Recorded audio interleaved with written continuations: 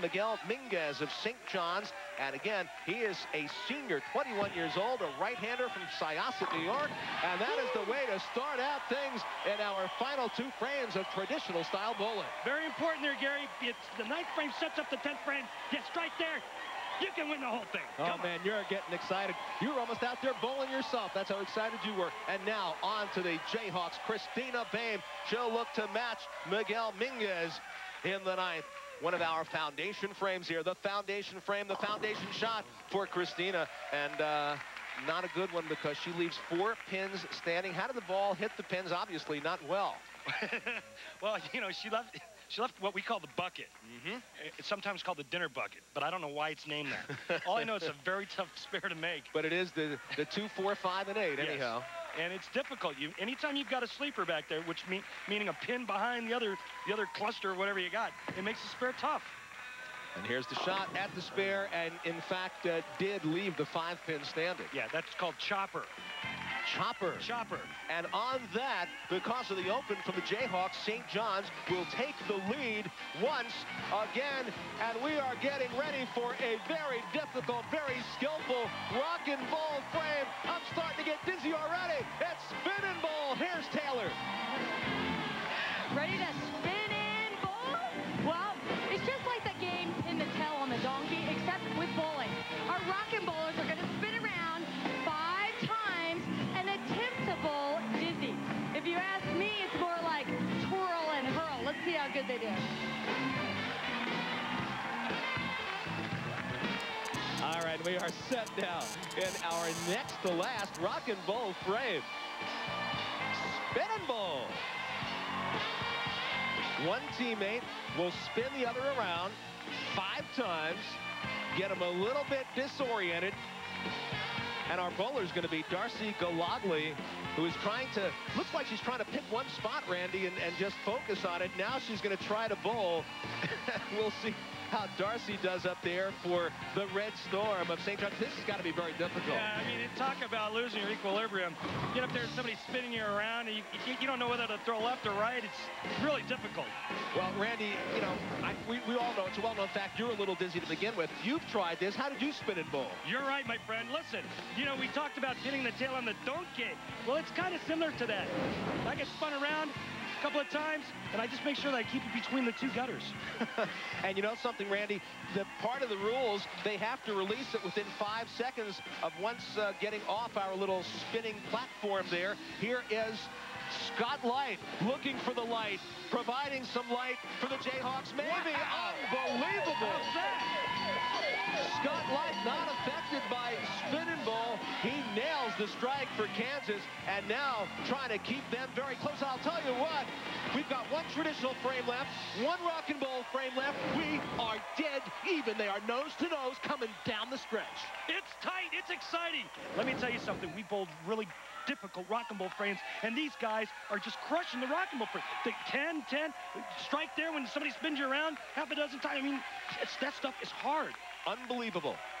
You're right. These folks, these kids are nailing those Rockin Bowl frames. They are difficult. There's a lot of skill involved. We are back to the 10th frame of traditional bowling.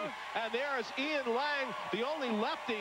And look at this. He's going up to the stands. He thinks he's jumping over the goalpost after scoring a touchdown. He's up in the stands.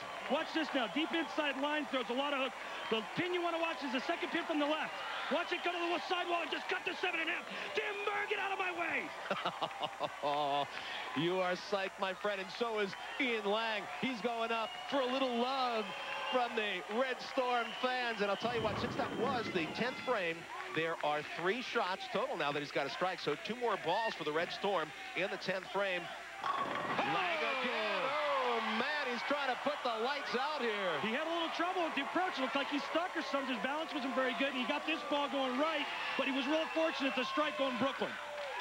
Unbelievable. 1 more to go. Since he's left-handed, would that be Jersey? A Jersey. I don't get the, yeah, I don't know. I don't know, but in any case, here we go. This is Lang's 3rd shot in the 10th frame for the Red Storm, and he is looking to close the door on the Jayhawks, who, as we said earlier, were up by 35. This is Phil's shot. Important to get good count. 7, not so good. 9 or 10 is good count on your Phil shot. And here we go. That is the end of the traditional game for St. John's University. Their traditional score, 179. Don't forget, those Rockin Bowl frames, will add them in.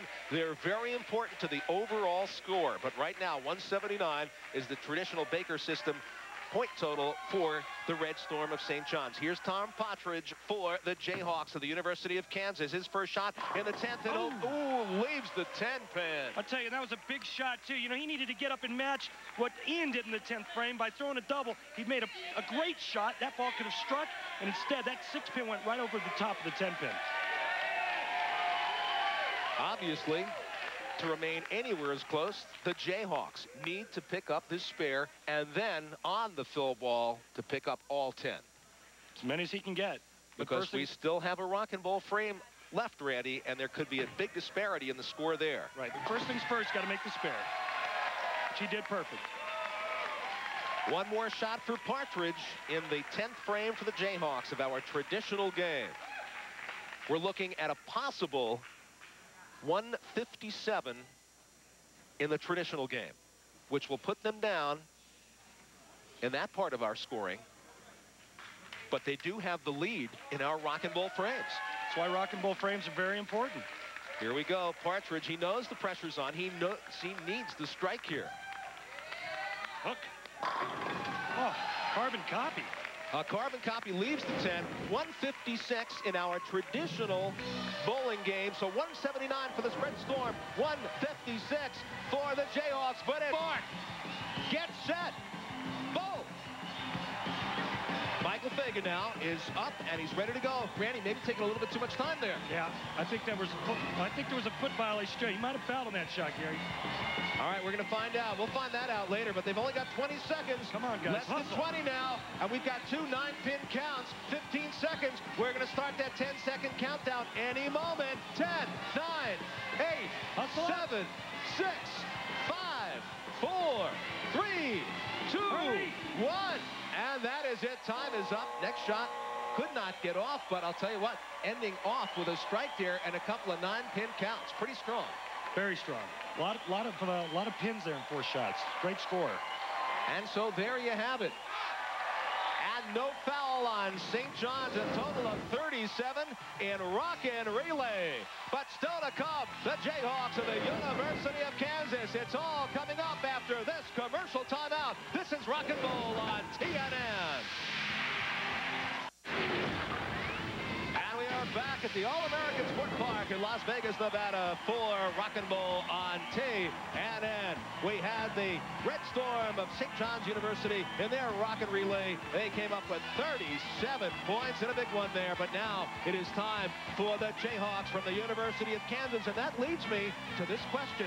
Jayhawks from the University of Kansas, are you ready?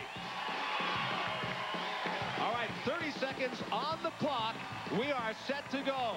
On your mark, get set, bowl. And here's the leadoff bowler. It's Tom Partridge. He's the senior. He went, and he was quick there, Randy. He got it off fast, came back, tag was fast, too. Yeah, he got lucky. He got a lot of pins there. Here we go, second shot. 6 on the first. We got a little bit of slip. There's a strike. 15 seconds. Less than 15. We're going to start our 10-second countdown any moment. 10, 9, 8, 7, 6, 5, 4, 3, 2, 1. That shot's going to count. And it looks good, too. And a count of 9. We're going to give you a total in a second for the University of Kansas Jayhawks. And they come up with an identical number in the Rockin Relay, 37 for the Jayhawks. But your final score, it's the Red Storm winners for the St. John's University Club. A total 249 to 231.